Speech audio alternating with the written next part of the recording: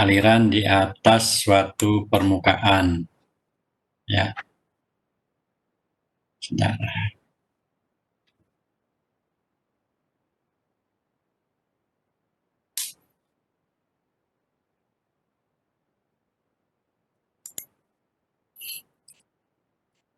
Halo, ini udah tampak di layar semuanya?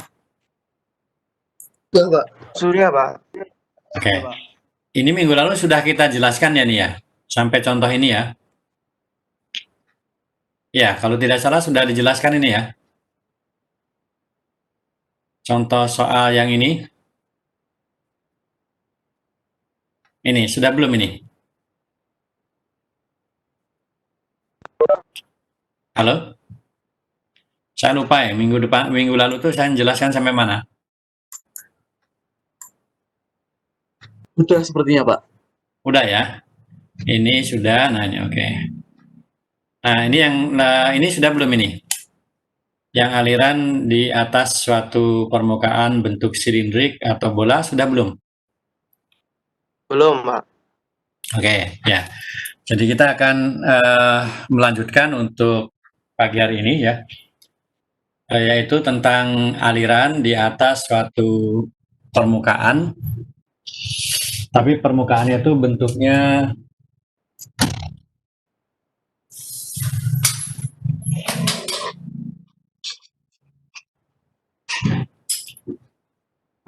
ya, jadi permukaannya itu bisa bentuknya bentuk bola ya, atau bentuknya itu bisa silindrik, dan silindriknya itu adalah silindrik yang punya penampang melintang sirkular, jadi seperti ini.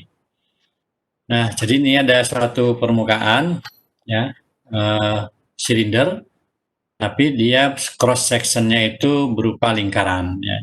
Ini sumbunya ya, sumbunya ini. Oke. Ini sumbu silindernya atau mungkin bola ya. Jadi dia cross sectionnya itu bentuknya lingkaran. Nah, dia punya diameter. Nah, ini D.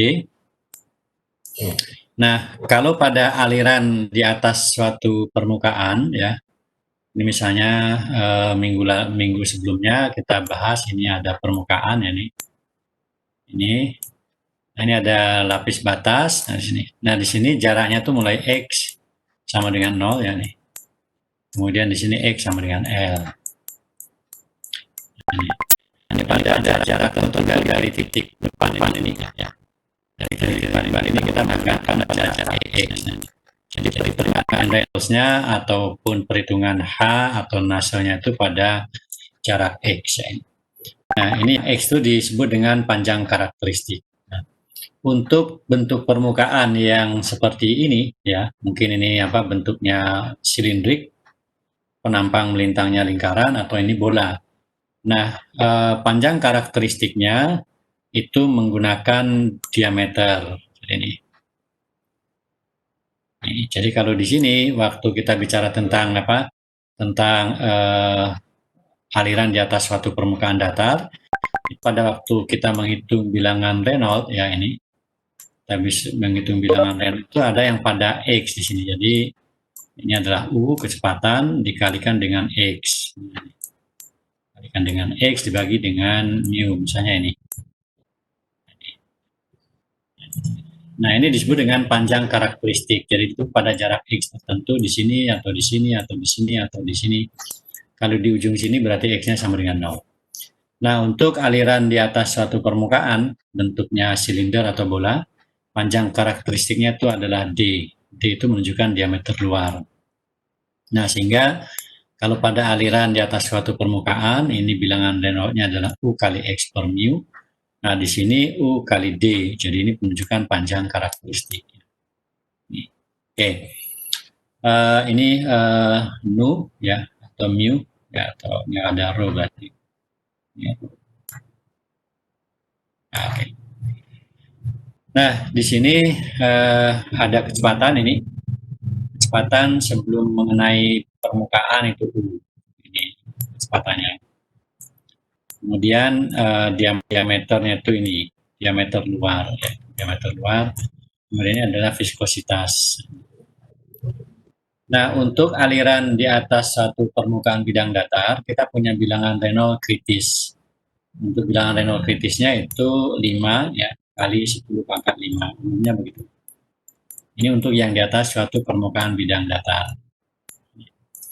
Nah, untuk bilangan Reynolds ya, aliran yang mengenai ya, ini mengenai sebuah permukaan silinder yang sirkular atau bola, itu bilangan Reynolds kritisnya ada pada angka 2 kali 10 pangkat 5, jadi lebih rendah dibandingkan dengan bilangan Reynolds kritis pada aliran di atas suatu permukaan bidang datar. Nah, setelah melewati 2 kali 10 pangkat 5, ya, dia akan menjadi aliran turbulen. Jadi aliran turbulen itu punya Reynolds number di atas 2 kali 10 pangkat 5. Sedangkan di bawah ini, ya, ini berarti di atas, ya tidak ada ini. Oke. Di atas 2 kali 10 pangkat 5 itu adalah apa namanya itu, alirannya sudah turbulen. Nah, ini. Nah, di sini ya suatu aliran ini kalau kita lihat, jadi ini pada waktu sebelum mengenai permukaan, ini permukaannya. Ini ada kecepatan, dia punya kecepatan di sini, kecepatannya U. Kemudian dia bergerak ke kanan, dia menabrak permukaan ini. Nah, pada titik sumbu, ya di sini, ini garis sumbunya, di sini. Di situ fluida kecepatannya 0. Ya, jadi ini. Jadi aliran ini yang kita ambil ini, kemudian di titik ini itu kecepatannya 0. Tapi di titik ini kecepatannya 0, tekanannya yang maksimum. Nah, titik di mana kecepatan 0 di titik ini disebut dengan titik stagnasi. Nah, kemudian ini kalau kita lihat, ini misalnya ada sudut ya, sudut theta. Sudut theta artinya di jari di sumbu ini tetanya 0.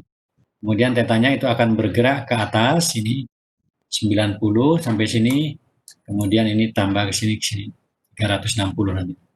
Jadi pada theta sama dengan 0, di sini adalah titik stagnasi. Ya. Kemudian begitu tetanya naik, berubah naik, ini kecepatannya mulai terbentuk ya, kecepatannya mulai terbentuk ya, makin lama makin besar kecepatannya dengan naiknya theta, sampai pada suatu sudut theta tersendiri. Dia akan mulai melepaskan diri dari permukaannya. Jadi di sini ya, aliran itu terbagi dua secara simetris, yang sebagian lewat bagian atas dan sebagian lewat bagian bawah, kemudian nanti akan bertemu di belakang. Ya. Bertemu di belakang permukaan ini, dan di sini terjadi gelombang kejut. Ya. Karena dua aliran yang bertemu, yang lewat atas dan yang lewat belakang. Bertemu di sini, alirannya sudah menjadi aliran yang tidak lagi teratur. Ya. Karena ada pertemuan dua arus, ya, dan di situ terjadi istilahnya gelombang. Nah, di sini ada titik separasi ya. Titik separasi itu pada sudut theta berapa, fluida itu akan lepas dari permukaannya. Ya. Jadi di bagian belakang mungkin di sini sudah tidak ada lagi, ya daerah sini itu sudah tidak ada lagi fluida yang nempel pada permukaan. Jadi nempelnya hanya mulai dari titik theta 0 sampai theta tertentu. Setelah itu fluida akan melepaskan diri dari permukaan, ini yang kita sebut dengan separation point. Ya. Nah, di sini ada kenaikan temperatur, jadi kecepatan pada titik 0 tetanya, kecepatannya 0, kemudian semakin besar tetanya, kecepatannya semakin naik. Ini adalah boundary layer-nya ini. Ya. Jadi adalah menggambarkan kenaikan kecepatan aliran pada sisi atas maupun sisi bawah sebagai fungsi dari theta. Nah, itu adalah boundary layer-nya di situ kecepatan. Nah, fluida ya. Jadi ini yang mengenai ini midplane itu artinya sumbunya ya, yang disebut dengan titik stagnasi, dan fluida ini pada titik stagnasi itu berhenti dia. Dan di sini ada kenaikan tekanan ya, dengan dianya berhenti akan ada kenaikan tekanan pada poin tersebut. Jadi pada titik stagnasi tekanannya menjadi maksimum tapi kecepatannya 0. Kemudian tekanannya itu berkurang ya, ini searah dengan kenaikan velocity. Jadi di sini mulai ini kan titik nol. Kemudian fluida akan terbagi ke atas dan terbagi ke bawah. Muncul kecepatan. Jadi kecepatannya makin ke atas itu semakin tinggi dengan theta ya. Dengan semakin tingginya kecepatan, tekanannya itu akan semakin rendah. Jadi tekanan turun dengan naiknya kecepatan ya pada daerah mulai theta sama dengan 0 sampai theta tertentu. Nah, untuk kecepatan aliran yang sangat rendah dengan dinyatakan oleh RE lebih kecil dari 1 ya. Jadi kalau misalnya ini ada suatu permukaan, ini datangnya itu pelan sekali, kecepatannya itu pelan sekali. Nah, kalau RE-nya atau kecepatan rendah sekali, maka fluida tadi akan menutupi seluruh permukaan. Nah, gambarnya di sini. Ini terbagi dua memang ya. Nah, dia akan menutupi seluruh permukaan. Ini hanya berlaku jika RE-nya itu lebih kecil dari 1. Tapi kalau RE-nya tinggi, ada satu batas theta tertentu di mana di situ terjadi proses pemisahan. Nah, untuk fluida yang kecepatan rendah, ya, maka fluida itu akan menutup ya seluruh permukaan silinder, ya. Dan fluida yang terpisah tadi akan ketemu lagi di belakang, ya. Sini, jadi ini masuknya, kemudian ini keluarnya. Nah, itu salah satu bedanya antara lapis batas kecepatan pada permukaan datar dan permukaan berbentuk lingkaran, silindrik ya, menampang lingkaran atau bola. Nah, kemudian di sini tadi saya sampaikan ada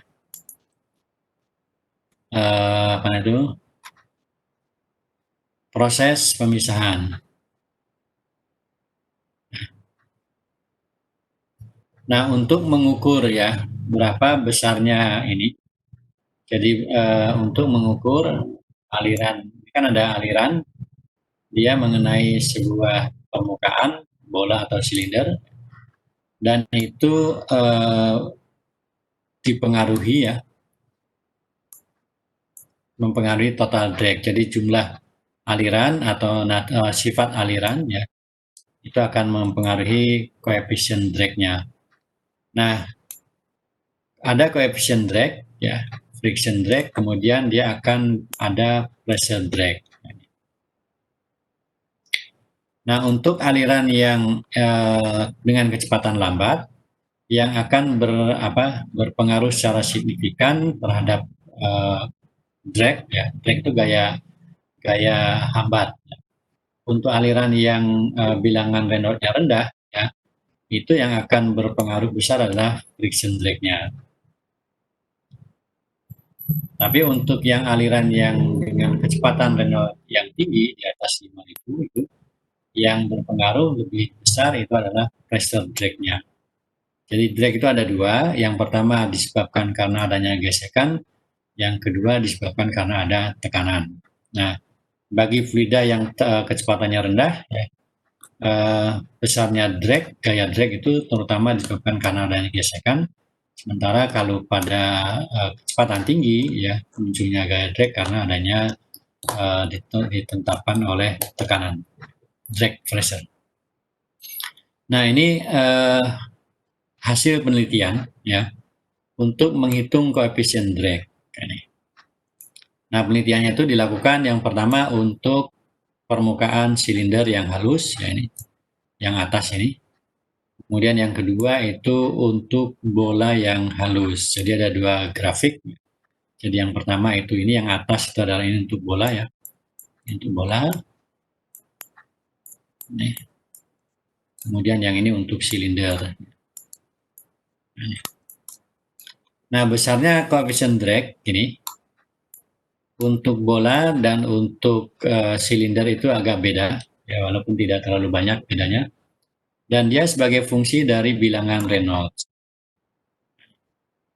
Ya, jadi dia tidak melihat apakah dia laminar, apakah dia turbulen. Ya, kalau jelas kalau di bawah sini adalah menuju ke arah laminar ini, ya, alirannya ke sana itu menuju ke arah turbulen.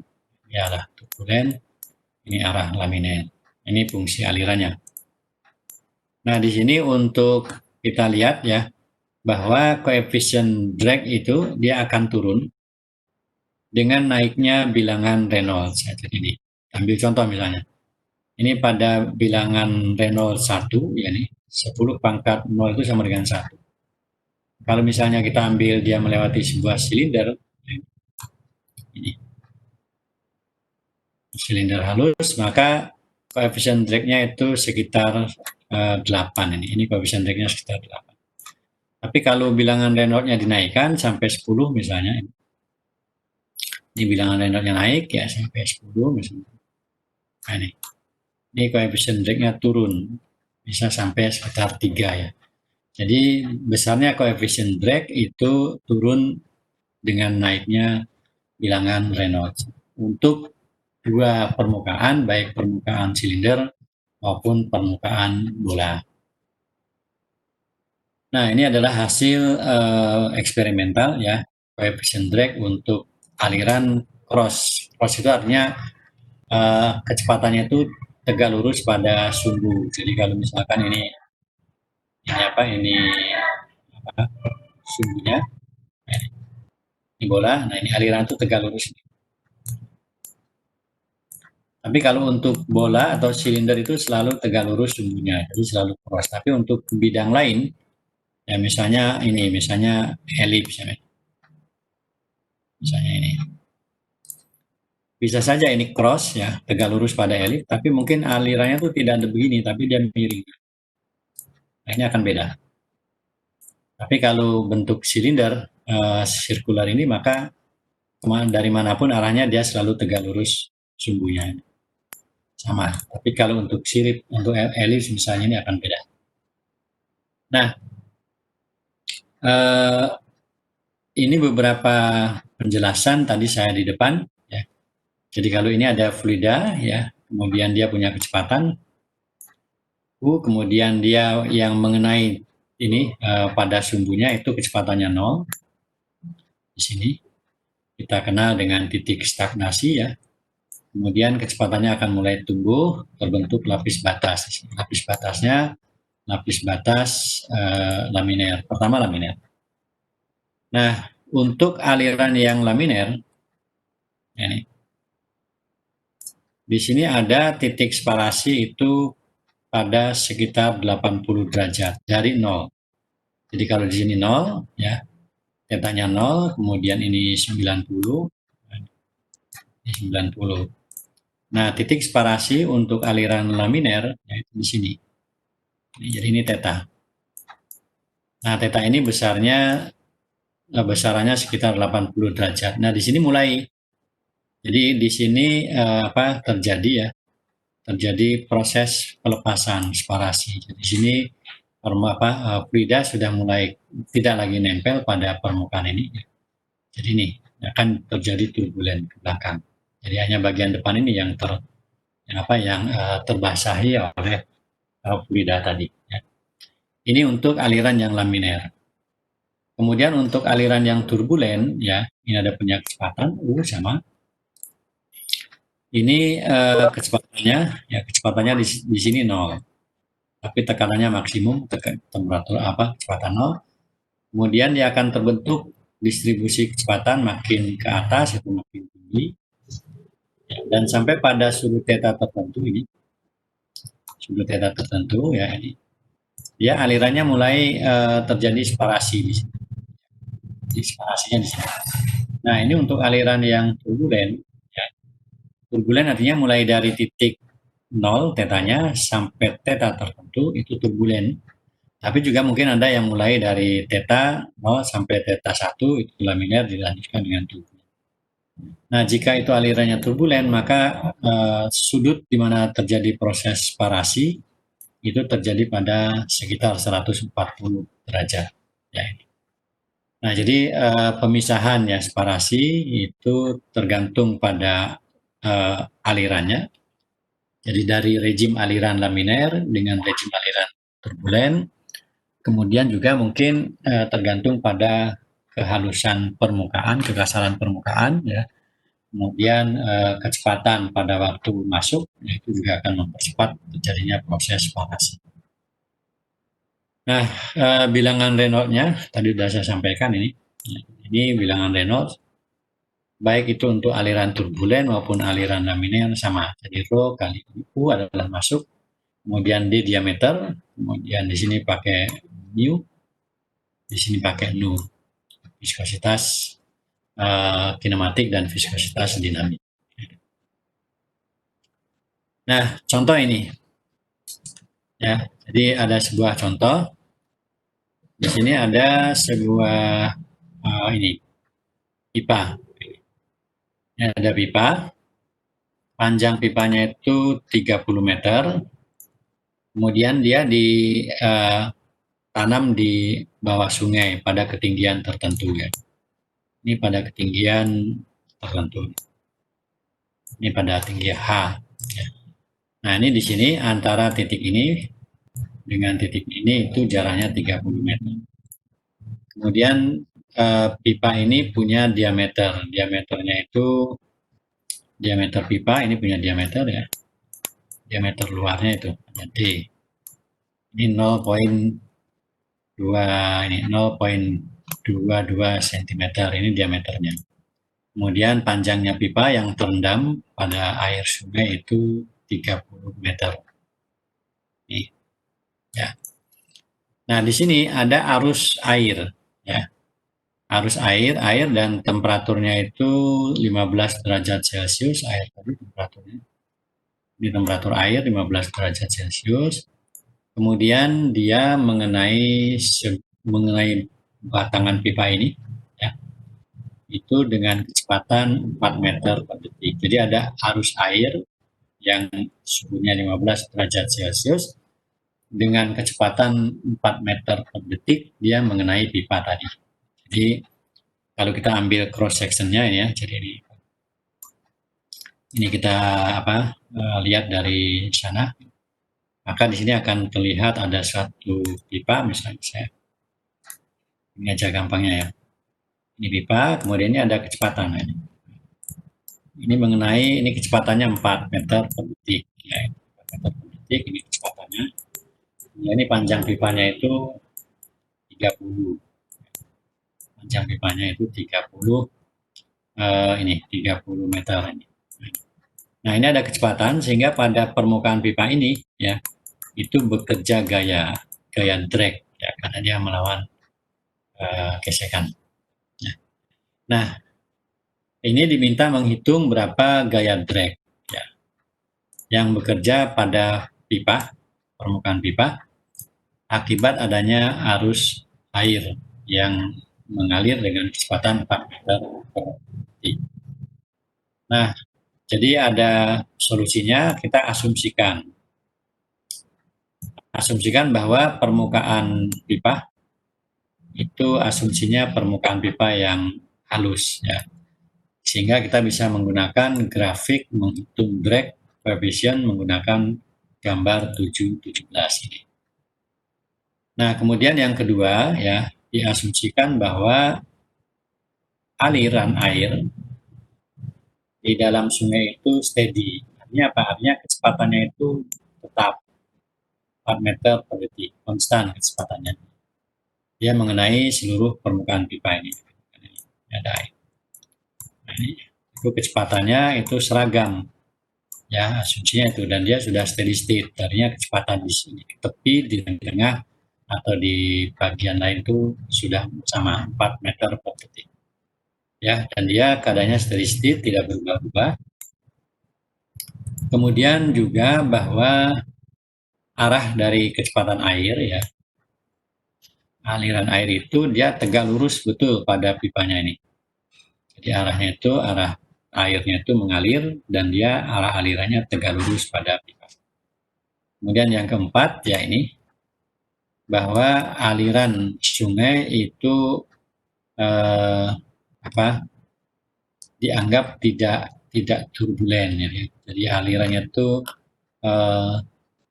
tenang, gitu, ya. Jadi tidak turbulen dalam aliran di sungai ini. Nah, kira-kira difahami yang akan kita hitung? Halo? Mas, Mbak?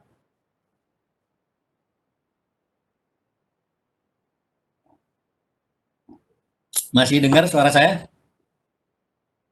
Halo? Masih, Pak. Eh, paham yang maksud soal ini ya? Paham ya? Baik, ya kita akan mencari berapa drag force-nya nih. Nah, ini kita akan cari. Oke. Nah, kita pertama cari properti air. Karena yang fluida kerjanya itu air ya. Ini dihitung airnya itu suhunya 15 derajat Celcius. Nah, di sini ketemu massa jenis air, rho, kemudian ketemu viskositas air, mu, ini viskositasnya, ya. Kemudian ini yang nanti akan dipakai untuk menghitung Reynolds number-nya. Nah, kemudian diameter pipanya 2,2 cm itu sama dengan 0,22 meter. Kemudian bilangan Reynolds-nya itu bisa kita hitung. Bilangan Reynolds itu adalah rho kali V, ini kecepatan airnya. Kemudian ini diameter pipanya, ini viskositasnya. Jadi Reynolds bisa kita ketahui, ini rho-nya udah kita hitung dari ini. Kemudian kita punya kecepatan, dan ini adalah diameter pipanya. Nah, ketemu bilangan Reynolds-nya itu 7,73 kali 10 pangkat 4. Nah, karena bilangan Reynolds-nya itu 7,73 kali 10 pangkat 4, ini jelas alirannya aliran laminer. Ya. Kenapa? Karena dia di bawah 2 kali 10 pangkat 4. Nah, kita punya bilangan Reynolds 7,73 kali 10 pangkat 4. Kemudian kita ingin mencari koefisien gesekannya. Friction koefisiennya. Nah, ini kita cari dari grafik tadi, jadi gambar yang sebelumnya. Itu kita lihat, ya, kita ambilkan sini balik tadi. Nah, ini. Nah, ini ada grafik yang akan kita gunakan untuk mencari koefisien drag-nya ya. Koefisien drag-nya kita cari. Oke, sekarang ambil permukaannya adalah permukaan silinder. Permukaan silinder berarti kita menggunakan yang enggak nih, yang apa yang ini yang akan kita pakai ya. Yang silinder ya. Nah, kita tentukan bilangan Reynolds-nya ini 10 pangkat 4 di sini. Ini skalanya skala logaritmik. Berarti ini 2, ini 4, ini 6, ini 8 ya. Ini 1 kali 10 pangkat 5. Nah, di sini berarti 7,7 kira-kira di sini. Ini kan 8 di sini. 8 di sini, kemudian itu 7,7 ya kira-kira di sini. Nah, ini. Nah, ini ditarik ke sebelah kiri. Nah, ini ketemu koefisien drag-nya itu adalah 1. Jadi ini kita punya Reynolds number-nya tadi 7,73 ya. 7,73 tadi kira-kira di sini. Ini Reynolds-nya 7,73 kali 10 pangkat 4. Oke. Nah, kita ketemu koefisien drag-nya ini. CD sama dengan 1. Nah, ini CD-nya. CD sama dengan 1. Baik, setelah CD sama dengan 1, ini kita dapatkan CD ya. Kemudian koefisien ininya luas permukaannya. Jadi luasannya itu A. Ini tadi saya sampaikan. Ini pipa. Pipa ya. Ini panjangnya itu 30, ini sumbunya.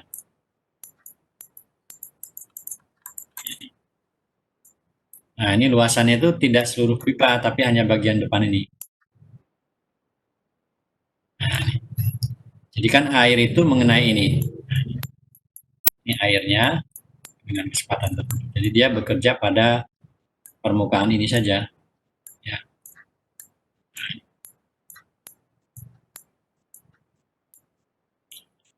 Ini. Ya. Nah, ini tegak lurus panjang pipa itu kan L. Ya. Ini pipanya. Ini tegak lurus panjang pipa itu L. Nah, ini diameternya. Ini diameter. D. Nah, jadi luas permukaan ini A. Itu sama dengan L kali D. Tuh, ya.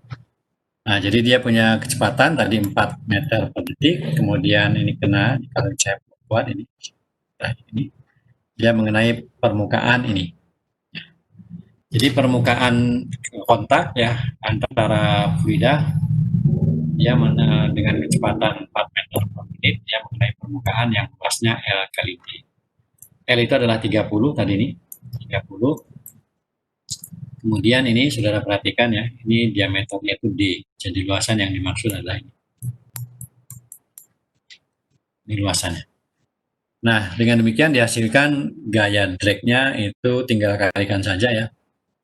Jadi ini CD kali A, kali rho, kali kecepatan, ini ketemu sekian. Ini FD-nya, 5,75 Newton. 5,275 Newton atau kilonewton. 5,275 kilonewton. Nah, itu adalah gaya drag ya, yang dicari.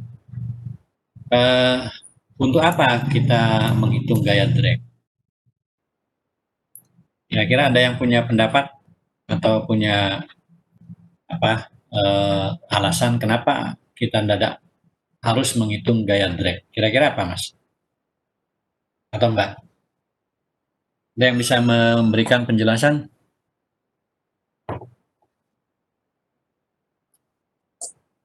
Pentingnya menghitung gaya drag itu untuk apa?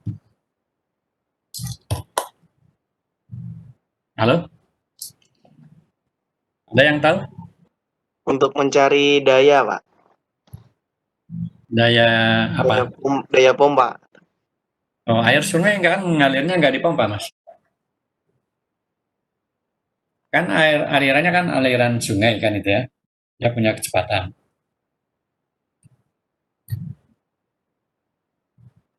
Kan koefisien drag-nya bukan dalam pipa, kan? Ya nggak? Tapi di permukaan pipa kan di luar ini. Untuk apa kira-kira? Kenapa kok kita ngitung gaya drag?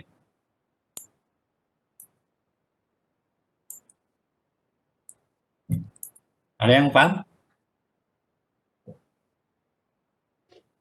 Halo?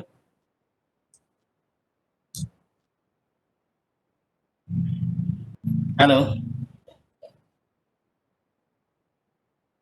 Kira-kira untuk apa, Mas?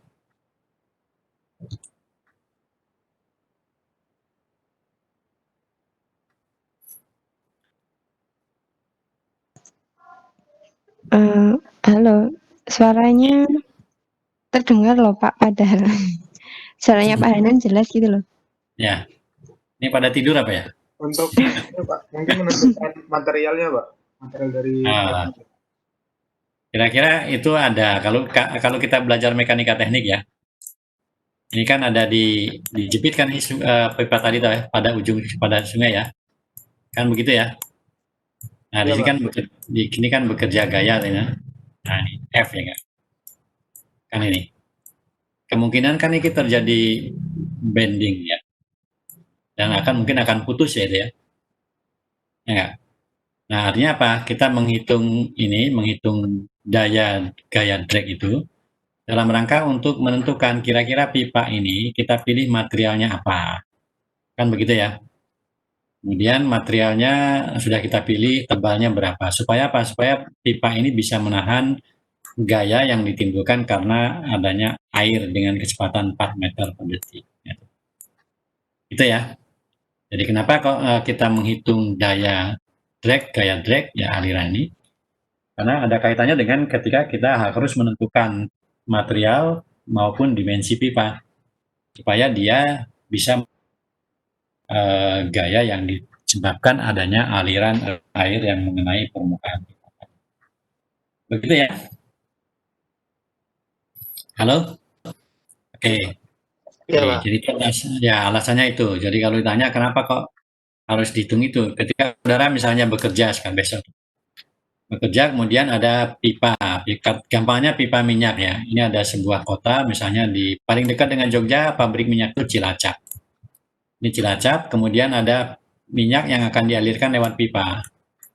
Nah, ini lewat pipa akan itu ya. Kemudian ini sampai Jogja.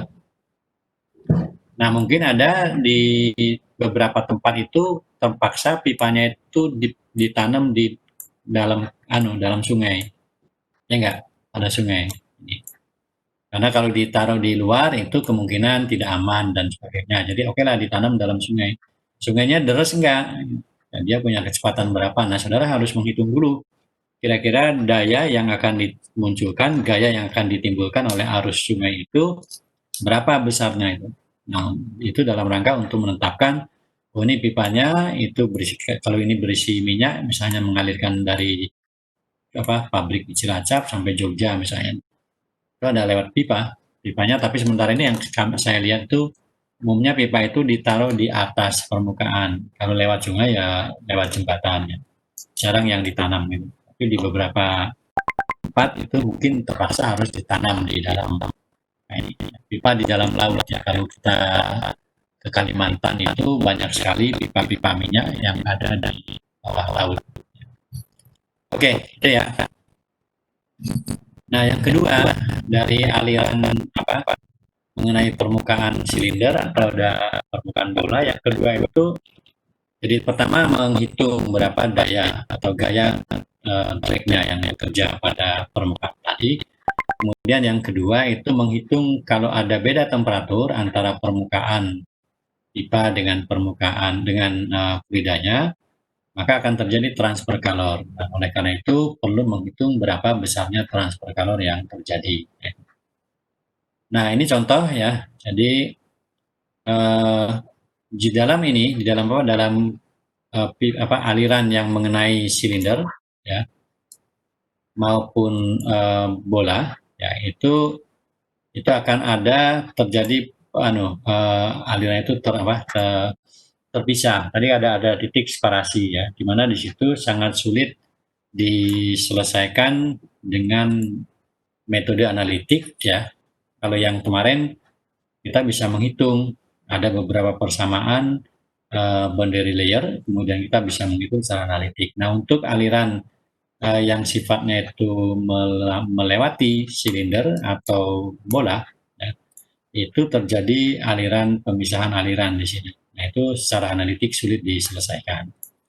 Nah, oleh karena itu penyelesaiannya itu dilakukan secara eksperimental atau numerik. Jadi numerik itu sekarang sudah banyak ya. Jadi kalau eksperimental itu mungkin terlalu lama gitu ya, karena juga perlu ada peralatannya dan sebagainya. Kemudian sekarang menggunakan menggunakan numerik, ya misalnya menggunakan CFD, misalnya ANSYS dan sebagainya.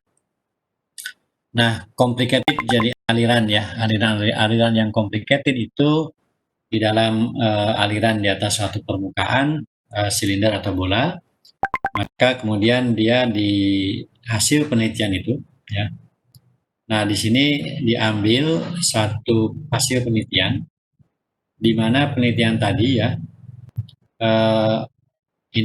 alirannya itu adalah aliran cross flow. Jadi cross flow itu alirannya tegak lurus pada sumbunya dari permukaan tadi. Nah, ini untuk aliran mengenai suatu permukaan, ya apakah permukaannya itu bola atau permukaannya itu silinder. Yang jelas di sini bahwa ada yang saluran tertutup itu permukaannya tidak sirkular, permukaannya bisa begini, heksagonal misalnya. Nah, ini. Tapi ada yang pipa itu permukaannya cross sectionnya itu sirkular. Ya. Kemudian bola, pernah lihat bola? Bola itu tidak seluruhnya bola itu bundar loh ya. Ada nggak bola yang bentuknya elips?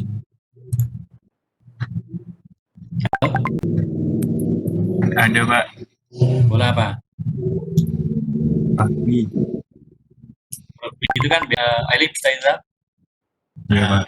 Jadi kalau kita bilang permukaan bola, ya lihat dulu permukaan bolanya. Untuk yang grafik ini permukaan, ya baik silinder maupun karena ada juga silinder itu bentuk banyak pakai jangan ini juga bentuk saluran tertutup. Jadi permukaannya kan sirkular di proses ini bujur sangat. Nah, kalau bola misalnya bola untuk sepak bola ya bundar, tapi kalau misalnya bolanya itu rugby itu ya elips ya. Nah, ini penelitian ini dilakukan untuk silinder ya atau bola yang dia punya cross sectionnya itu bentuknya lingkaran dan dia punya diameter luar D ini. Nah, ini titik stagnasinya di sini. Ya. Ini arah alirannya, ini arah aliran, kemudian ini titik stagnasinya di sini. Nah, ini theta itu dari sini hitungannya. Theta ke atas. Nah, di sini ada bilangan Nusseltnya itu bilangan Nusselt pada sudut theta sini. Ya. Kemudian ini bilangan Nusselt ke atas sini. Kemudian bilangan Nusselt itu sebagai fungsi dari Reynolds number-nya ya. Nah, Reynolds number itu ini. Reynolds number yang tinggi, Reynolds number makin ke bawah, Reynolds number ini nah, dan dia juga tergantung pada sudut sudut ini ya, stagnation point-nya. Jadi dihitung dari sudut ini, tetanya itu dihitung dari sini. Ya. Nah, misalnya ini contoh ya, sekarang ambil misalkan ini.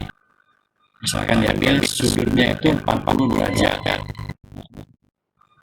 40 derajat itu artinya sudut theta. Sudut theta ini 40 derajat. Misalnya ini 40 derajat.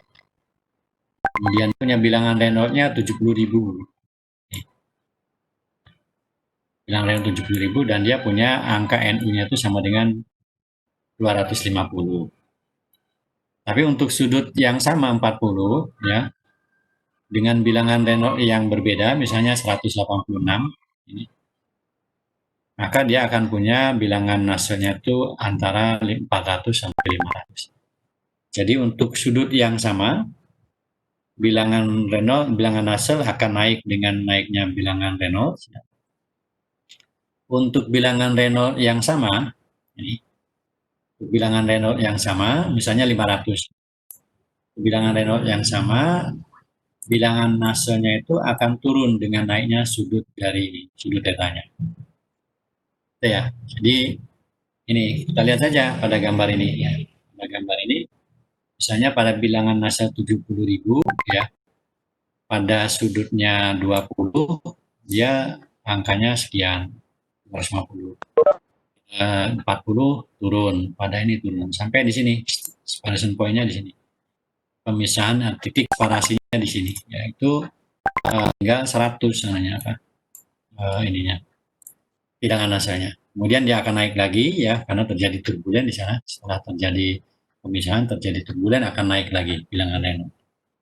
Nah, jadi ini untuk gambar grafik ini dipakai untuk menghitung besarnya bilangan Nusselt ya untuk aliran dia mengenai sebuah permukaan silindrik berpenampang lingkaran atau bola ya berpenampang lingkaran. Nah, untuk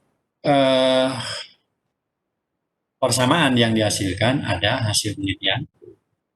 Ini persamaan untuk di atas suatu silinder.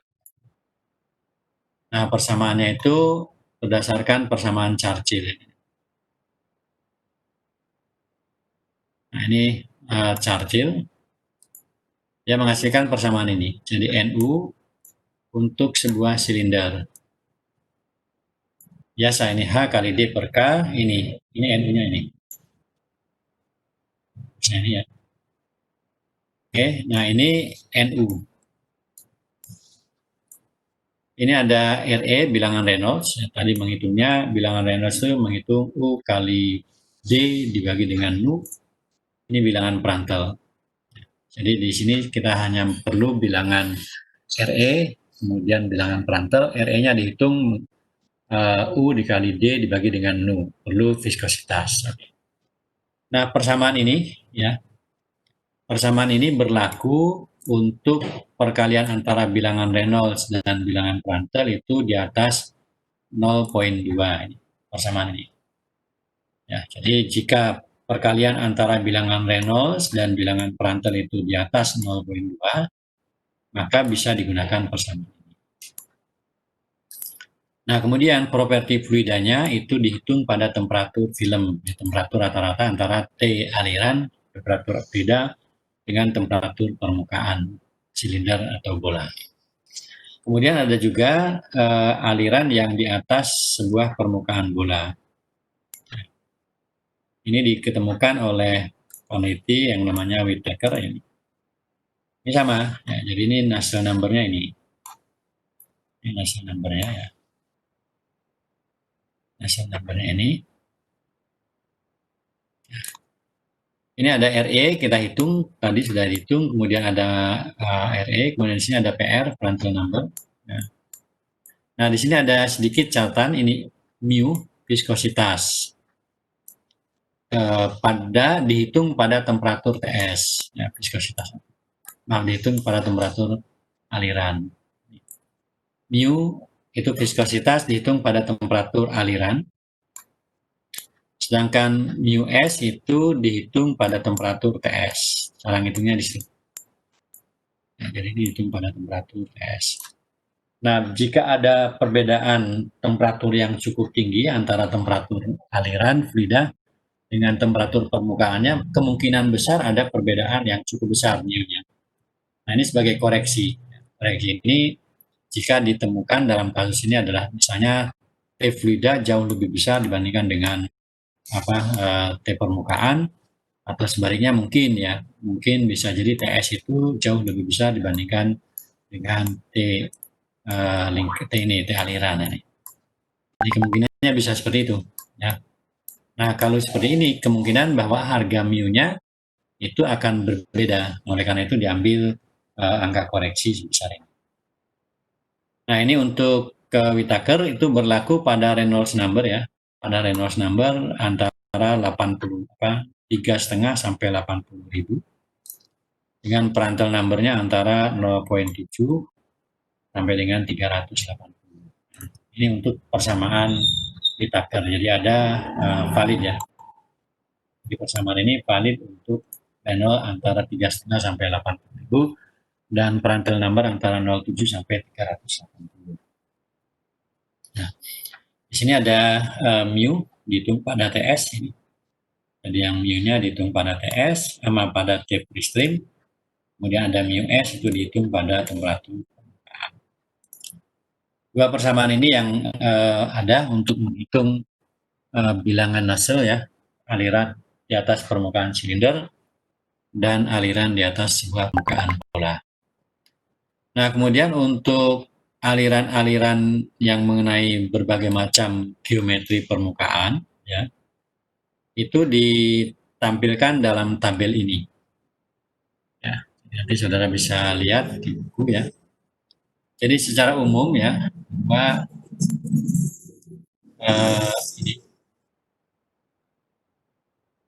bahwa besarnya bilangan Nusselt ya, itu bisa dinyatakan di dalam sebuah persamaan.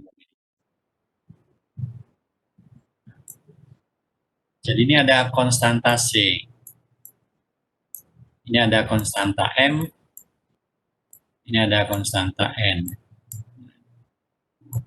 Nah, ini bilangan C, M, dan N itu ada pada tabel. Ini ada pada tabel. Nah, ini rumusnya. Sebagai contoh misalnya untuk permukaan silinder ini ya, diameternya D. Ini D itu adalah panjang karakteristiknya. Kebetulan dia permukaannya itu bentuknya itu sirkular. Ini. Nah, maka di sini bilangan Reynolds-nya ini ada range bilangan Reynolds. Nah, NU-nya itu ini. Misalnya bilangan Reynolds-nya antara 0,4 sampai 4. Bilangan NU-nya 0,989. 0,989 ini adalah C. Ya, ini C. Kemudian 0,330 ini adalah M. Nih. Kemudian ini sepertiga itu adalah N. Ya, sepertiga itu N. Nah, sekarang silinder, ya, silinder tapi cross sectionnya itu bukan lingkaran, tapi ini, ya. Jadi misalnya ini ada sebuah apa? Ini udah misalnya. Nah, ini juga silinder tapi cross sectionnya bukan lingkaran, tapi bentuk 4 persegi panjang atau bujur sangkal. Nah, ini, yang ini ya.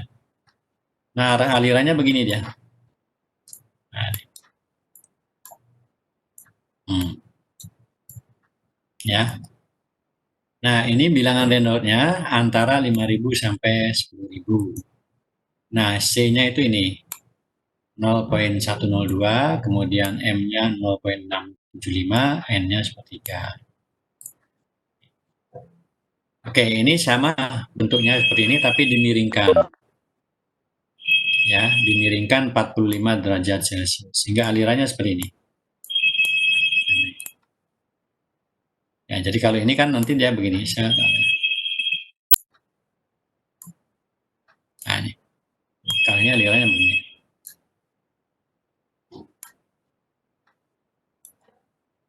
Kalau ini begini.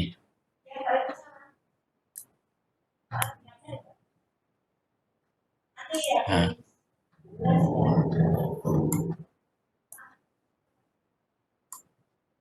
Nah, ini begini ya. Jadi tetap satu silinder tapi bentuk permukaannya ada yang ini square, ada yang square, kemudian ini ada yang square tapi dimiringkan. Jadi ini digulingkan 45 derajat. Tapi ada juga yang bentuk permukaannya heksagon seperti ini. Ya. Heksagon dan ini dimiringkan, contohnya seperti ini. Kemudian ini ada yang hanya ada plat aja ini. Jadi kalau ini ada plat.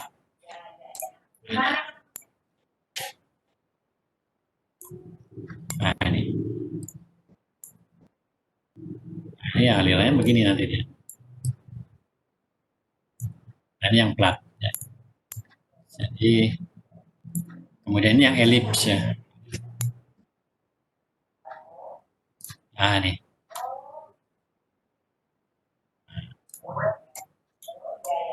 Oke, jadi ini ada C, ada M, ada N. Nah, persamaan-persamaan ini nanti kita pakai. Baik, ini untuk satu aliran mengenai sebuah permukaan silinder, tapi dia punya bentuk penampang melintangnya itu ada yang lingkaran, ada yang persegi panjang, ada yang heksagonal, ya, ada yang vertikal, ada yang elips. Oke, nah sebagai contoh ini, ya. Kalau tadi kita menghitung drag untuk menghitung kekuatan pipanya, ya. Nah, sekarang kita akan lihat contoh untuk menghitung berapa besarnya transfer kalor. Ini ada sebuah pipa. Ya, jadi di sini ada suatu pipa, ya, dan dia apa namanya itu? Nah, ini. Dia punya diameter pipanya 10 cm ini. Kemudian mengalir steam di dalamnya. Jadi di sini temperaturnya itu dipertahankan pada 110. Nah, ini ya. Kemudian di sini tidak diisolasi ya. Jadi langsung ditaruh di lingkungan dan di sini ada angin. Ya, ada angin. Ini misalnya mungkin dalam itu ada steam ini. Ini steam masuk. Nah, ini keluar sini. Ya. dan permukaannya itu temperaturnya 110 karena ada steam di dalamnya. Nah, yang minta adalah menghitung laju transfer kalor. Kita diminta untuk mencari laju transfer kalor ya dari pipa ke lingkungan. Lingkungannya adalah atmosfer pada 10 derajat Celcius. Dan dia ada ke angin bertiup dengan kecepatan 8 meter per detik.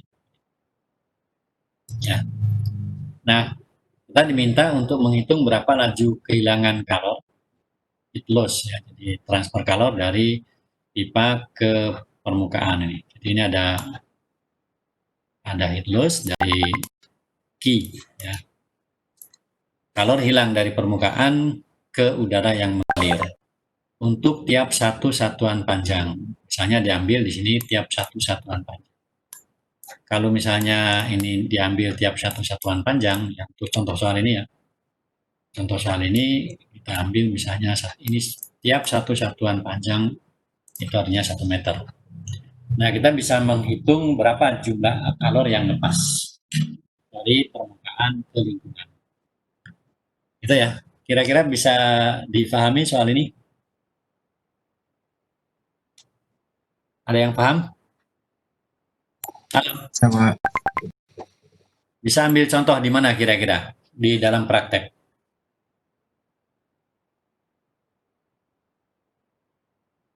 Kalau dalam praktek lapangan kira-kira di mana dijumpai kasus seperti ini? Ada yang tahu? Halo? Jawab aja, nggak apa-apa. Pembangkit, Pak. Pembangkit apa?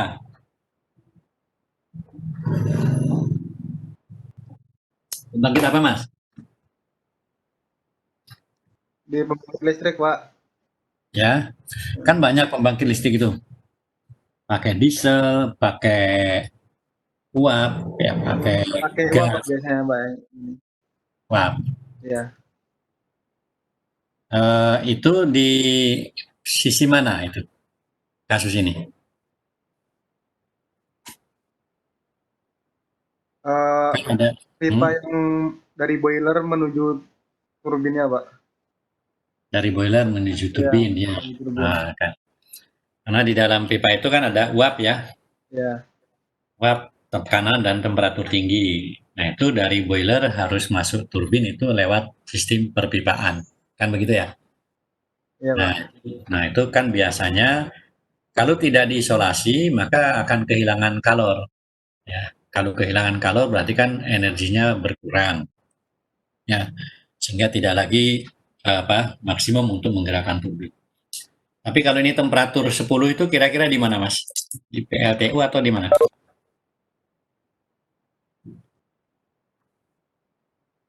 Pernah ke PLTPB? Pembangkit listrik tenaga panas bumi. Pernah belum? Belum pernah, Pak. Hah? Belum pernah. Di Dieng? Nggak pernah jalan-jalan ke Dieng? Oh. Pernah, Nah, ya. di Dieng itu kan ada pembangkit listrik tenaga panas bumi ya. Ya. Nah, itu kan uapnya diambil dari sumur-sumur. Dari sumur-sumur geotermalnya itu. Nah, kemudian di dalam pipa tadi mengalir uap. Nah, uapnya itu tinggi, temperaturnya hampir 300 derajat Celcius. Nah, itu kan pipanya itu mengalir kira-kira ada yang cukup mungkin dari 5 km, ada yang dari 10 km. Ini gatheringnya ini mungkin 10 km gitu ya. Mungkin ada yang dari 1 km. Nah, ini. Nah, nanti akan ini sumur-sumurnya. Sumur 2, sumur 3. Kemudian dia masuk ke gatheringnya di sini. Nanti ini pembangkitnya di satu tempat. Ini jaraknya ada yang jauh ini. Ada yang 7 kilo, ada yang 5 kilo, ada yang 1 kilo mungkin. Nah, jadi nanti ada pengumpulan baru masuk ke sistem pembangkitnya, turbinnya. Nah, ini kan kalau tidak diisolasi, dia punya temperatur ya 300 derajat Celcius. Sementara di daerah Dieng itu kalau malam hari bisa sampai 5 ya. 5 derajat Celcius. Kalau siang mungkin sekitar 10 sampai 15. Nah, ini ada beda temperatur yang cukup tinggi antara steam 300 dengan bisa ada laju kehilangan kalor. Ini sama. Contohnya seperti itu. Baik, nah ini untuk mencari ini ya kita pertama asumsi bahwa ininya sudah steady kondisinya. Ya, kondisinya tuh sudah steady. Jadi ini yang steady itu artinya apa? Artinya temperaturnya itu tetap ya untuk seluruh permukaan itu sama terus 110. Kemudian ini kecepatan anginnya juga tidak banyak berubah, jadi hampir konstan 8. Dan temperatur di lingkungan itu hampir tetap sama 10 ya, misalnya. Ini asumsinya. Kemudian radiasi efek itu diabaikan, efek radiasi. Ya. Jadi mungkin karena di sini karena ada radiasi, ini 110 ya, 110 derajat Celcius temperatur pipanya, kemudian lingkungannya itu ada 10 derajat Celcius. Nah, Q karena radiasi itu kan epsilon kali sigma kali delta T pangkat 4 ya, dikurangi dengan T pangkat 4. Nah, ini dianggap itu kecil, mendekati 0 dibandingkan dengan yang energi yang secara keseluruhan. Oke. Nah, kita hitung properti udara. Ya. Udaranya dicari pada temperatur film. Itu temperatur filmnya yaitu 110 tambah 10 dibagi 2, 60. Jadi temperatur filmnya 60 ini. Kita lihat 60. Ini. Nah, kemudian kita dapatkan K, konduktivitas thermal fluida, udara, viskositas udara, kemudian Prandtl number udaranya. Nah, dari sini bisa dicari bilangan Reynolds-nya. Bilangan Reynolds-nya 4.219 kali 10 pangkat 4. Ini bilangan Reynolds-nya ini, kemudian Prandtl number-nya ini. Ya. Kalau dikalikan, bilangan Reynolds, RE, ya. RE dikali dengan PR, itu lebih besar dari 0.2. Ini lebih besar dari 0.2. Karena RE-nya, PR-nya 0.7. Sementara ini RE-nya 4 kali 10 pangkat 4. Jadi dia akan lebih besar dari 0,2. Sehingga kita bisa menggunakan persamaan punya Churchill tadi. Nah, ini. Ya. Nah, kita gunakan persamaan tadi. Hanya Churchill. Ya. Untuk aliran mengenai suatu permukaan silinder. Nah, masukkan ke dalam persamaan tadi, akan dihasilkan bilangan NU sama dengan ini. Ini NU-nya. NU sama dengan 1.24. Dari sini kita dapatkan H sama dengan ini NU kali K dibagi dengan D. Maka akan dihasilkan H sama dengan ini.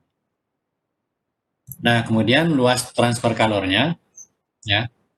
Jadi luasan permukaan. Jadi kalau kita lihat, ya, luasan permukaan itu kan tadi diameternya itu berapa tadi? 10 ya, diameternya diketahui. Ini diameternya diketahui, kemudian panjangnya itu kita tadi ambil satu satuan panjang. Nah, ini. Jadi luas permukaannya adalah keliling ini. Kelilingnya adalah PD dikali dengan L. Ini L-nya. L-nya sama dengan 1. Kita ambil satu satuan panjang. Jadi PD kali L. Ini PD itu adalah keliling, kemudian ini L panjang, ini PD-nya, kemudian kali L itu satu satuan. Maka tiap 1 meter, ya, panjang pipa itu luasannya 0.314 meter persegi. Nah, dengan demikian Q sama dengan H kali A kali TS min T free stream, ketemunya ini. Jadi kehilangan kalor dari pipa, tiap satu satuan panjang, tiap 1 meter itu kehilangan kalornya 1093 watt untuk tiap 1 meter panjang. Kalau panjang pipanya tadi ada 7 km ya misalnya, 7 km panjang pipanya, 7 7.000 meter, berarti kehilangan kalornya itu tinggal kalikan saja. Nah, jadi ini untuk ya kehilangan kalor, heat loss ya. Laju kehilangan kalor dari permukaan pipa dapat dihitung dengan cara mengkalikan nilai di atas dengan panjang pipa secara keseluruhan dalam meter. Jadi ini per 1 satuan meter panjang pipa, yaitu sekian. T yang hilang, kalau panjang pipanya 7 km kalikan. Nah, hasil ini, ya, jadi yang kita dapatkan dari sini itu juga hampir bisa juga dihitung menggunakan tabel di atas tadi. Ya, jadi tadi menggunakan rumus Churchill, tapi juga bisa menggunakan rumus yang tabel di atas, bahwa NU, ya, NU itu sama dengan C ya, kali LE pangkat M kali PR pangkat N. Ini tadi ada C dalam tabel, ada M, kemudian ini pangkat N ada. Bisa menggunakan ini, ya, itu untuk perhitungan aliran di atas suatu permukaan silinder yang penampangnya ini penampangnya apa? Penampangnya adalah penampang yang sirkular. Ya. Baik, ada pertanyaan? Halo? Belum ada, Pak. Belum ada. Oke, sekarang untuk soal yang sama ini ya, nanti dihitung ya. Ini pipa juga ya, tapi bentuknya itu ini bujur sangkar.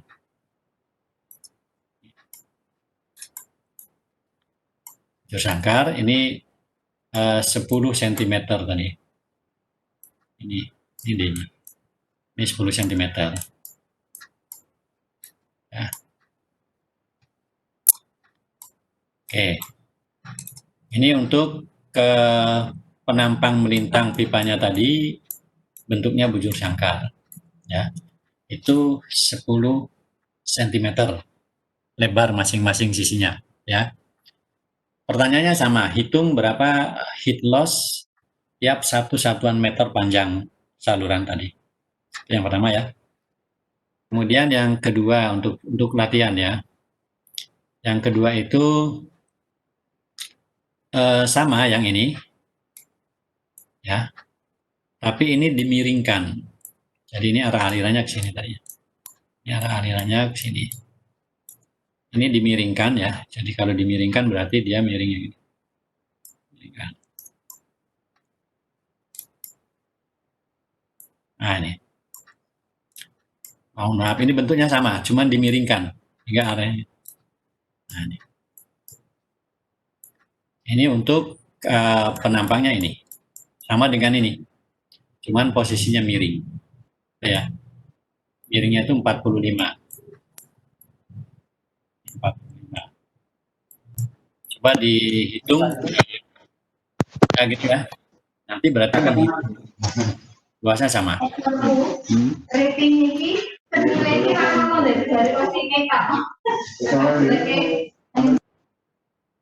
Oke gitu ya. Ada pertanyaan di sini? Tidak ada. Oke, jadi ini saya tambahkan untuk tugas ya. Ini yang pertama ini pipanya itu bentuk penampang melintangnya bujur sangkar. Yang pertama, kemudian bujur sangkar tapi dimiringkan lagi.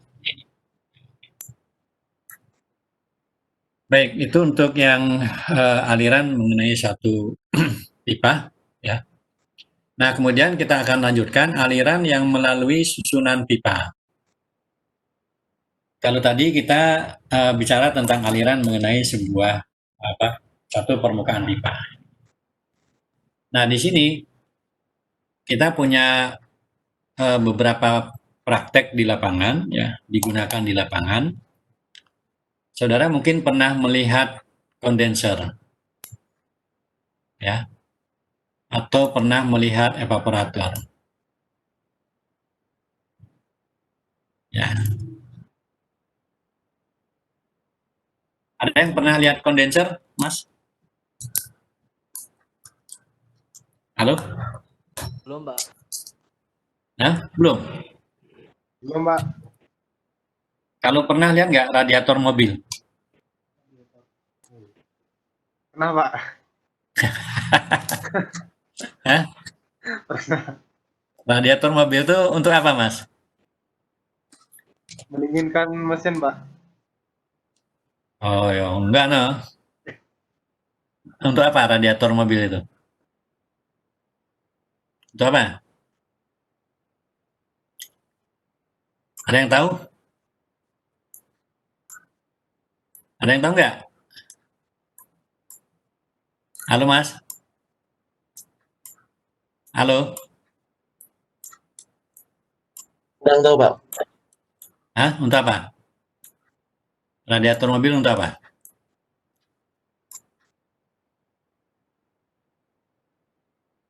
Saya pernah lihat ya.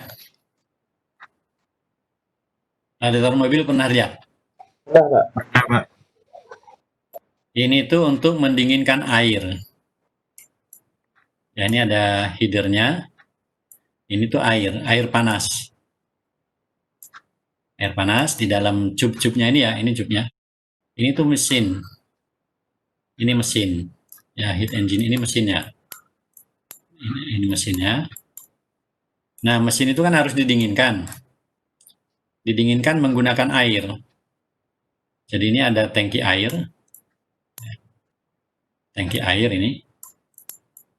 Nah, ini lewat pompa, airnya ke sini. Mendinginkan mesin.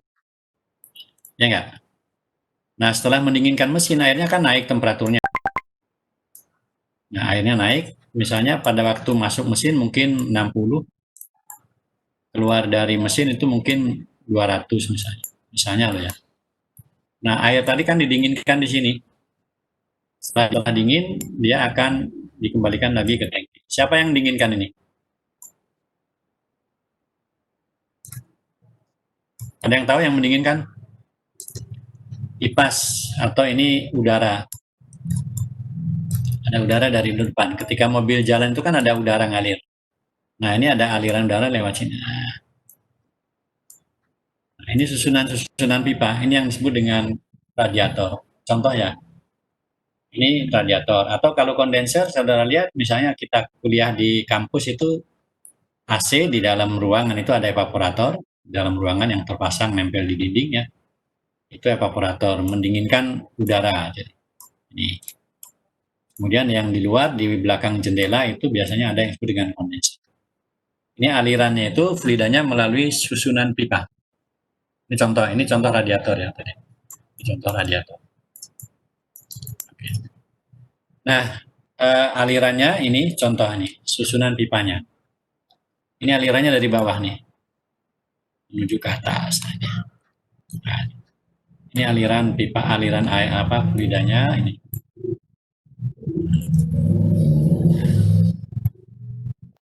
Nah, ini pipanya, ya.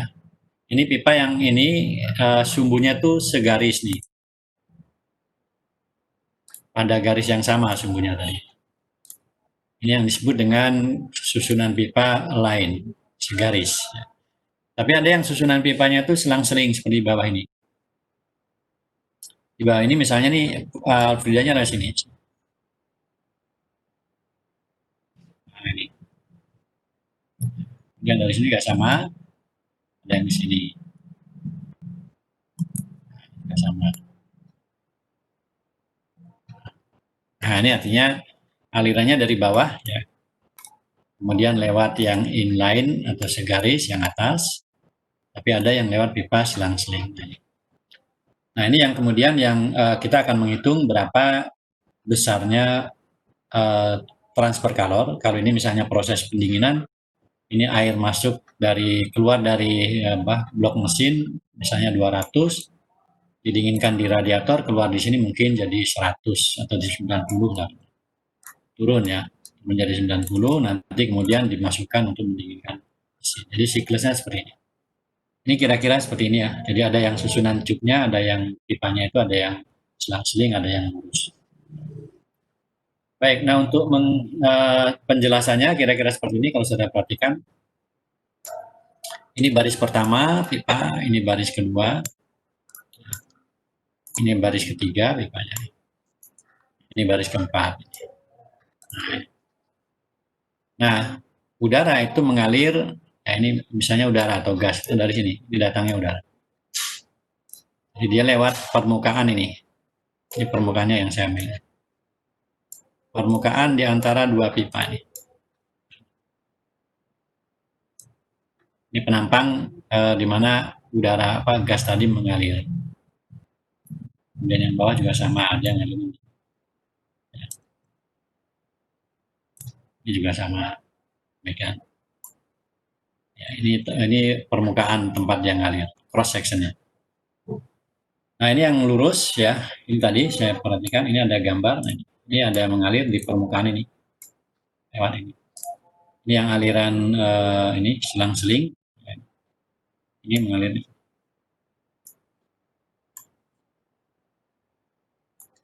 Oke, bisa dibayangkan ini? Halo?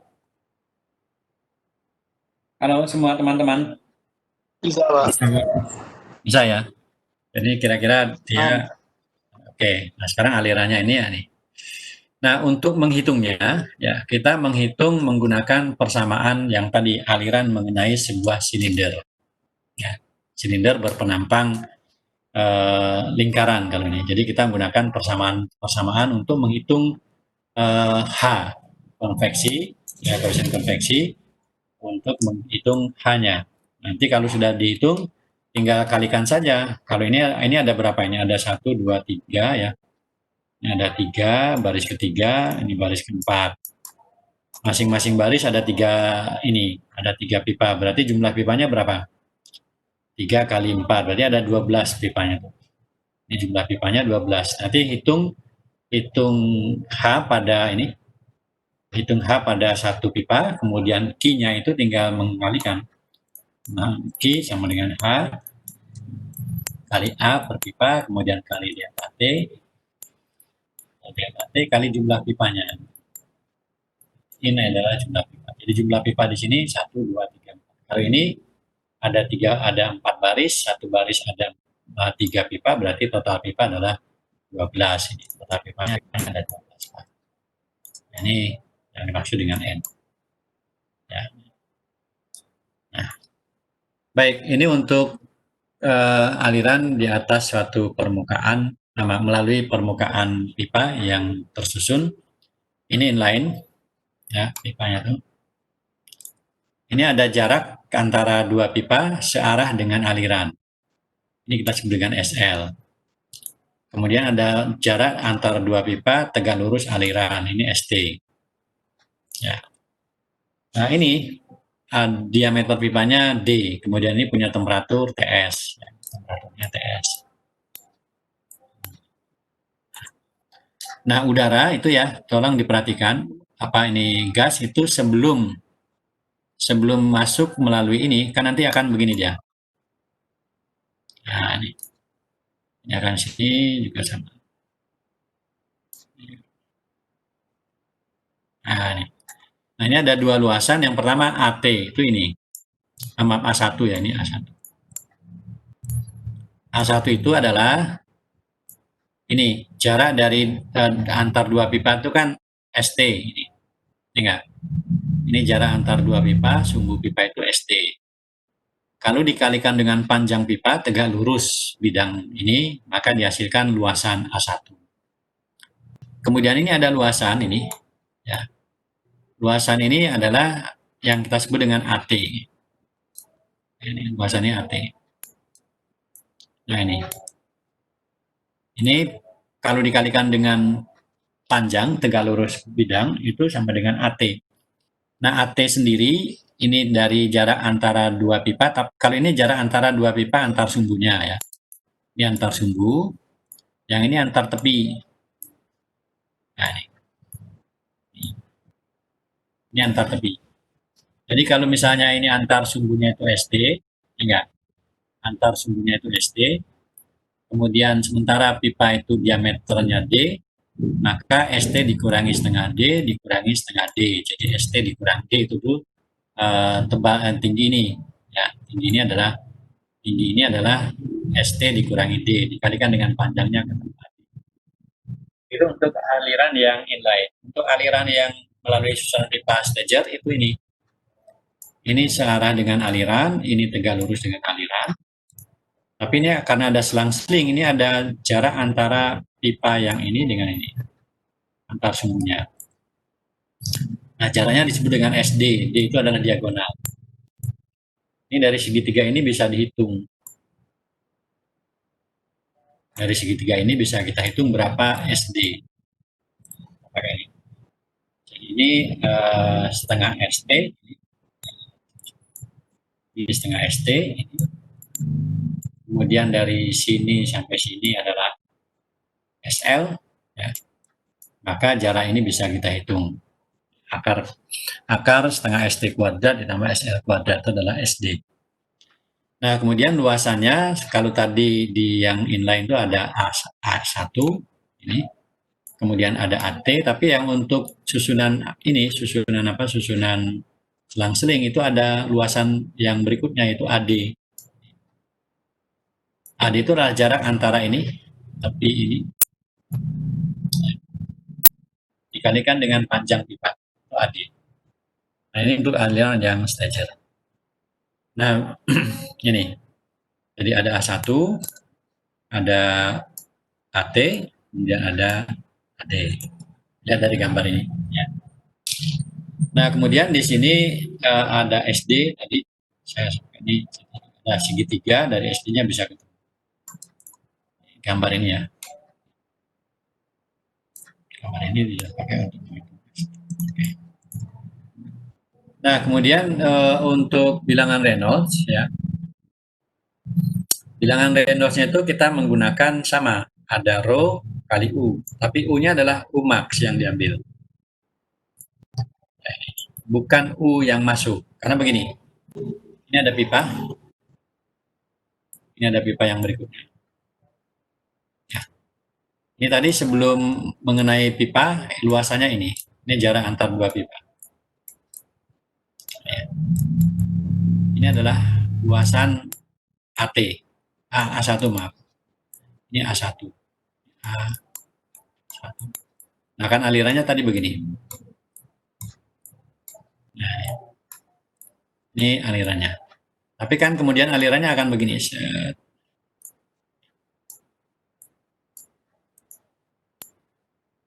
Nah, di sini luasannya bukan sama dengan A1, tapi luasannya sama. Ini luasannya sudah AT. Ya. Nah, untuk aliran yang inline, ya, itu kecepatannya itu ada di maksimumnya ada di sini. Kecepatan maksimumnya itu ada di sini, ini luasan.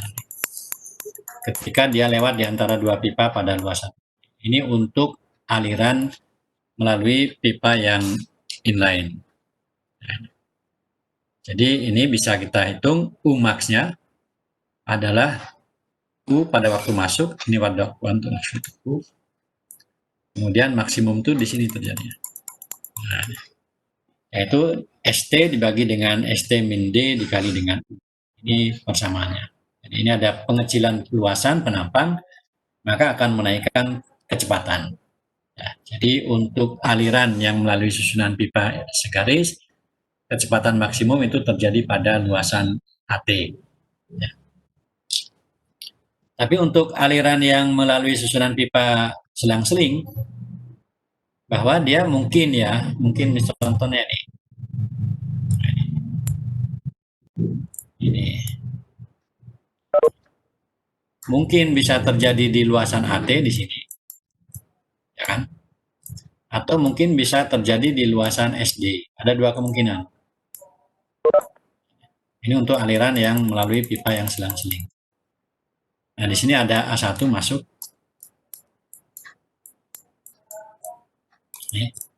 Nah, kemungkinannya di sini di AT atau di AD. Nah, jadi untuk aliran yang melalui susunan selang-seling, bahwa jika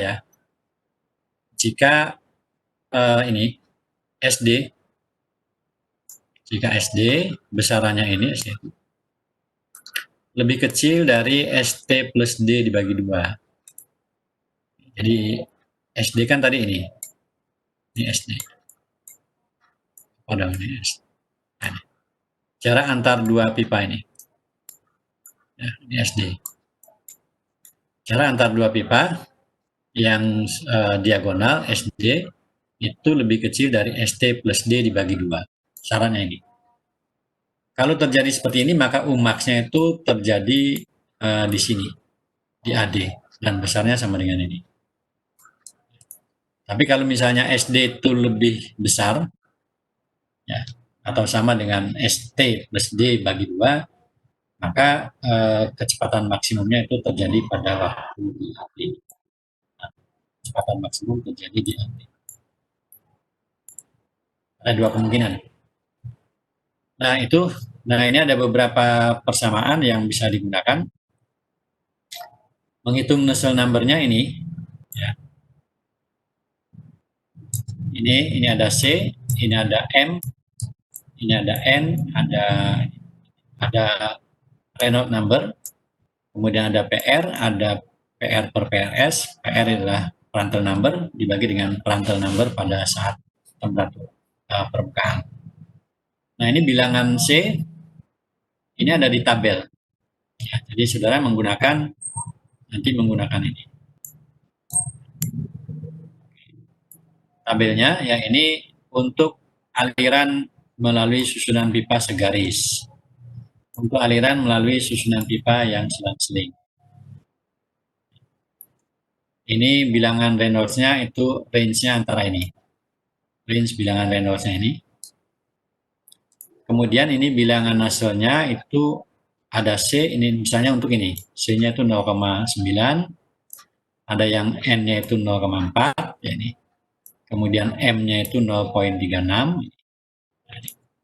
Ini, jadi ada C, ya, ada M, ada N. Ya, jadi dengan tabel ini kita punya C-nya ini. Kemudian M-nya itu adalah ini. 0,4. Kemudian N itu sama dengan ini. Nah, ini untuk aliran yang inline, ada aliran yang stager. Nah, kemudian di situ untuk menghitung pressure drop-nya. Nah, di sini bilangan Nusselt-nya ini, mohon maaf, ini bilangan Nusselt. Kemudian dikoreksi, ya. Dikoreksi dengan faktor koreksi, ini F. Nah, faktor koreksi ini adalah NL. NL itu menunjukkan jumlah baris searah dengan aliran fluida. Contoh yang tadi gambar di depan itu hanya ada 4 baris. Jadi ini menunjukkan 4 baris. Kalau tambah lagi barisnya 5, barisnya 6, baris 7, dan sebagainya. Mungkin sampai lebih dari 16 baris. Nah, jadi ini berlaku ya. Jadi misalnya correction factor F untuk NUD ya. Jika NL-nya itu kurang dari 16.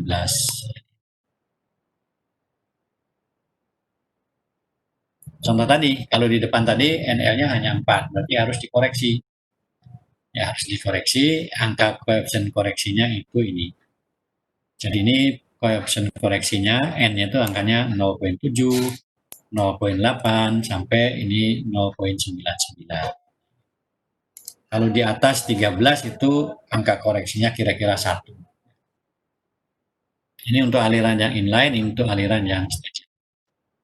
Nah, kemudian untuk menghitung berapa pressure drop-nya, kan dia melalui susunan pipa mesti ada pressure drop-nya. Ini untuk menghitung pressure drop. Nah, ini menggunakan tabel. Nah, ini adalah untuk menghitung pressure drop. Nah, ini friction faktornya. Kemudian ini untuk menghitung X, faktor koreksi. Jadi ada 2. Ini rumusnya, menghitung F. Jadi ini menghitung F yang pertama. Ini menghitung F. Ya. Dan yang kedua menghitung X. Ini jumlah pipa biasa. Ini rho, ini U. Nah, F-nya itu dihitung di sini. Ini untuk menghitung F. Kemudian ini untuk menghitung X. Ini untuk aliran melalui pipa yang inline, ya. Sedangkan ini tabel yang berikutnya untuk aliran melalui susunan pipa yang stager. Ini menghitung F, kemudian yang gambar ini menghitung X. Nah, itu coba ini dibaca ya untuk contohnya. Ini ada suatu pipa ya untuk melakukan air preheater. Ya, jadi ini soalnya seperti ini. Soalnya. Nah, kemudian ini gambarnya nih. Jadi ini ada pipa, susunannya ada 1, 2, 3, 4, 5, 6. Jadi ini ada 6 barisnya. Ada 6 baris pipa itu, tiap baris itu ada 10. 1 sampai 10. Jadi total pipanya nanti 6 kali 10. Jadi ada 6 baris pipa, tiap pipa ada 10 pipa. Tiap baris ada 10 pipa. Ini ada udara ya. Ada udara ngalir ini. Udara ngalir dengan kecepatan 4 meter per detik kecepatannya, temperaturnya 20. Sementara temperatur pipanya itu 120. Ini alirannya aliran inline. Ya. Ini jarak ST-nya diketahui. Ini jarak ST-nya sama dengan jarak SL diketahui. Kemudian ini diameter pipa diketahui. Nah, ini pertanyaannya diminta untuk menghitung ini. Hitung laju transfer kalor per unit panjang pipa dan berapa pressure drop-nya.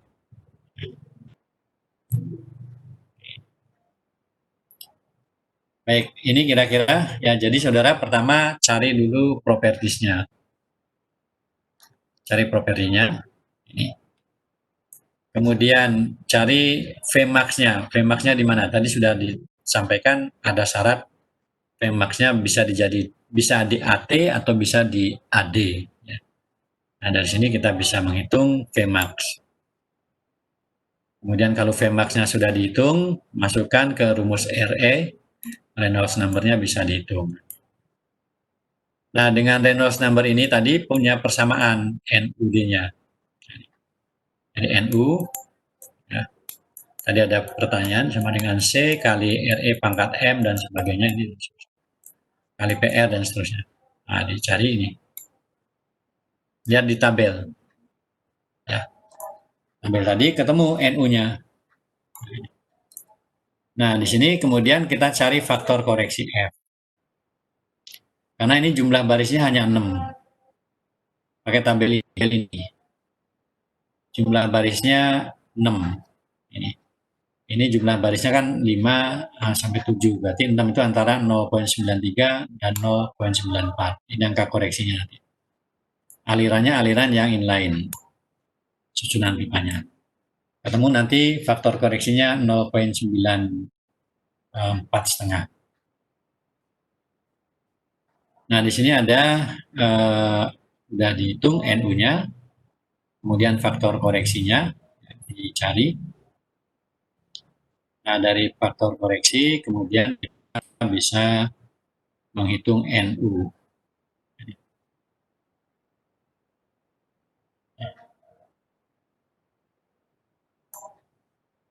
Ini ya, sudah ketemu. Nah, ini 0,945 tadi adalah faktor koreksi. Ini bilangan NU dari sini sudah mulai. Nah, ketemu bilangan NU-nya ini. Nah, sementara jumlah pipanya 6 baris kali 10, 60. Berarti jumlah intinya bisa dihitung. Jadi Q sama dengan dihitung. Baik, ada pertanyaan sampai sini? Halo?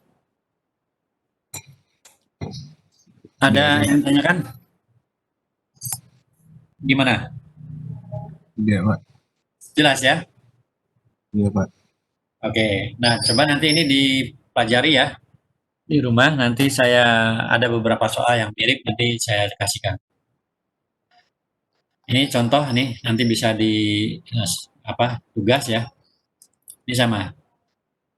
Ini ada evaporator ya. Jadi ini ada susunan pipanya, ini segaris ya. Seperti ini.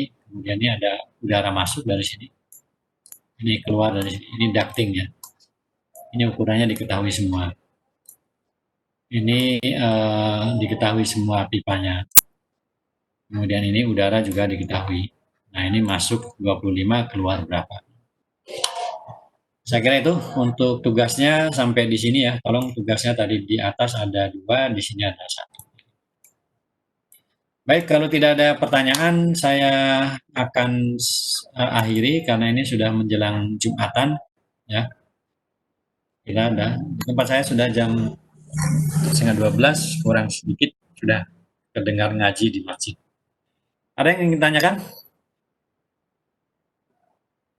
Halo? Tidak ada, Pak. Sepertinya